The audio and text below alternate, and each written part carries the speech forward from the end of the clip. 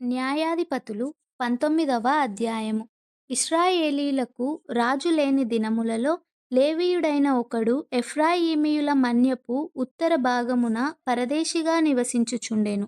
అతడు యూదా బెత్లెహేములో నుండి ఒక స్త్రీని తనకు ఉపపత్నిగా తెచ్చుకొనగా, అతని ఉపపత్ని అతనిని విడిచి ఒకనితో వ్యభిచరించి యూదా బెత్లెహేములోని తన తండ్రి ఇంటికి పోయి అక్కడ 4 నెలలుండెను. ఆమెతో ప్రియముగా మాటలాడి ఆమెను తిరిగి తెచ్చుకొనుటకై ఆమె పెనిమిటి లేచి తన దాసునిని 2 గాడిదలను తీసుకొని ఆమె యొద్దకు వెళ్ళగా, ఆమె తన తండ్రి ఇంట అతన్ని చేర్చెను. ఆ చిన్నదాని తండ్రి అతన్ని చూచినప్పుడు అతన్ని కలుసుకొని సంతోషించెను. ఆ చిన్నదాని తండ్రియగు అతని మామ వెళ్ళనీయనందున అతడు 3 దినములు అతని యొద్ద నుండెను గనుక వారు అన్నపానములు పుచ్చుకొనుచు అక్కడ నిలిచిరి. 4వ నాడు వారు వేకువను వెళ్ళుటకు నిద్ర మేలుకొనగా అతడు లేవసాగెను. అయితే ఆ చిన్నదాని తండ్రి, నీవు కొంచెము ఆహారము పుచ్చుకొని తెప్పరిల్లిన తరువాత నీ త్రోవను వెళ్ళవచ్చునని తన అల్లునితో అనగా, వారిద్దరూ కూర్చుండి అన్నపానములు పుచ్చుకొనిరి. తరువాత ఆ చిన్నదాని తండ్రి, దయచేసి ఈ రాత్రి అంతయు ఉండి సంతోషపడుము, నీ హృదయమును సంతోషపరుచుకొనుము అని ఆ మనుష్యునితో చెప్పి అతడు వెళ్ళుటకు లేచినప్పుడు అతని మామ బలవంతము చేయగా అతడు ఆ రాత్రి అక్కడ నుండెను. 5వ దినమున అతడు వెళ్ళవలెనని ఉదయమున లేచినప్పుడు ఆ చిన్నదాని తండ్రి, నీవు నీ ప్రాణమును బలపరుచుకొనుమని చెప్పినందున వారు ప్రొద్దువ్రాలు వరకు తడువు చేసి ఇద్దరూ కూడి భోజనము చేసిరి.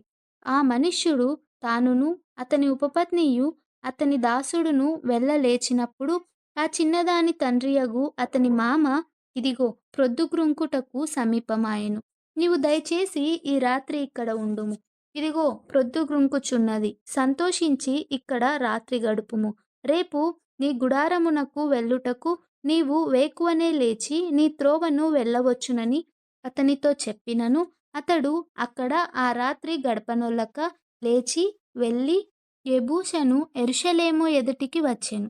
అప్పుడు జీను కట్టబడిన 2 గాడిదలును అతని ఉపపత్నియు అతనితో కూడా ఉండెను.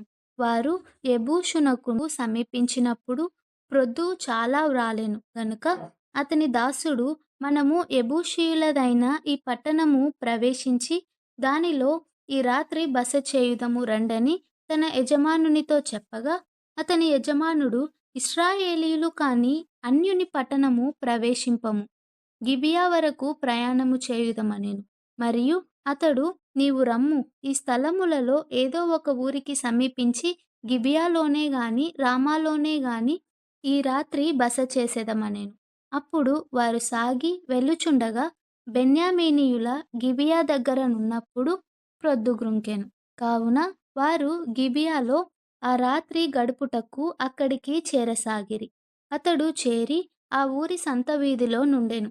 బస చేయుటకెవడునూ వారిని తన ఇంటికి పిలువలేదు. ఆ చోటి మనుష్యులు బెన్యామీనీయులు. సాయంకాలమున ఒక ముసలివాడు పొలములోని తన పని నుండి వచ్చెను. అతడు ఎఫ్రాయిమీయుల మన్య ప్రదేశము నుండి వచ్చి గిబియాలో నివసించువాడు. అతడు కన్నులెత్తి ఊరి సంత వీధిలో ప్రయాణస్థుడైన ఆ మనుష్యుని చూచి, నీవెక్కడికి వెళ్ళుచున్నావు, నీవెక్కడ నుండి వచ్చితివి అని అడిగెను. అందుకతడు, మేము యూదా బెత్లెహేము నుండి ఎఫ్రాయిమీయుల మన్యం అవతలికి వెళ్ళుచున్నాము, నేను అక్కడి వాడను. నేను యూదా బెత్లెహేమునకు పోయియుంటిని, ఇప్పుడు యెహోవా మందిరమునకు వెళ్ళుచున్నాను. ఎవడునూ తన ఇంట నన్ను చేర్చుకొనలేదు.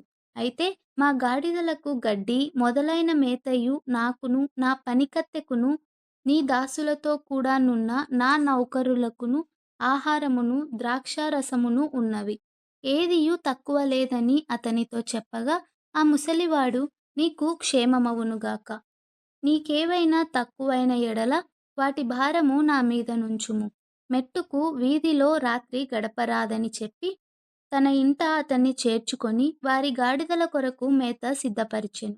అప్పుడు వారు కాళ్ళు కడుక్కొని అన్నపానములు పుచ్చుకొనిరి.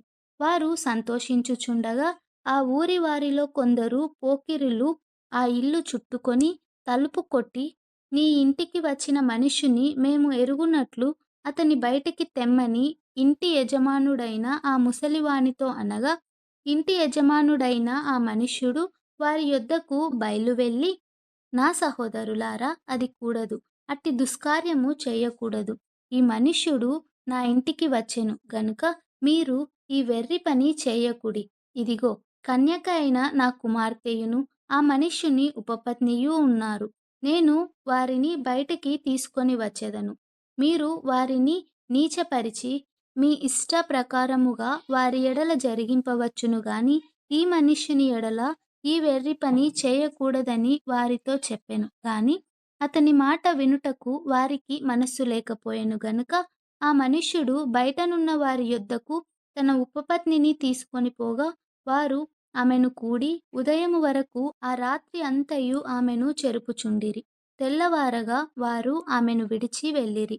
ప్రాతకాలమున ఆ స్త్రీ వచ్చి వెలుగు వచ్చు వరకు తన యజమానుడున్న ఆ మనుష్యుని ఇంటి ద్వారమున పడియుండెను. ఉదయమున ఆమె యజమానుడు లేచి ఇంటి తలుపులను తీసి తన త్రోవను వెళ్ళుటకు బయలుదేరగా, అతని ఉపపత్ని అయిన ఆ స్త్రీ ఇంటి ద్వారమునొద్ద పడి చేతులు గడప మీద చాపియుండెను. అతడు లెమ్ము వెళ్ళుదమనగా ఆమె ప్రత్యుత్తరమియ్యకుండెను గనుక అతడు గాడిద మీద ఆమెను ఉంచి లేచి తన చోటికి ప్రయాణము చేయసాగెను. అతడు తన ఇంటికి వచ్చినప్పుడు కత్తి పట్టుకొని తన ఉపపత్నిని తీసుకొని ఆమెను ఆమె కీళ్ళ ప్రకారము 12 ముక్కలుగా కోసి ఇశ్రాయేలీయుల దిక్కులన్నిటికిని ఆ ముక్కలను పంపెను. అప్పుడు దాన్ని చూచిన వారందరూ, ఇశ్రాయేలీయులు ఐగుప్తు దేశములో నుండి వచ్చిన దినము మొదలుకొని నేటి వరకు ఇలాటి పని జరుగుటయైనను వినబడుటయైనను లేదు.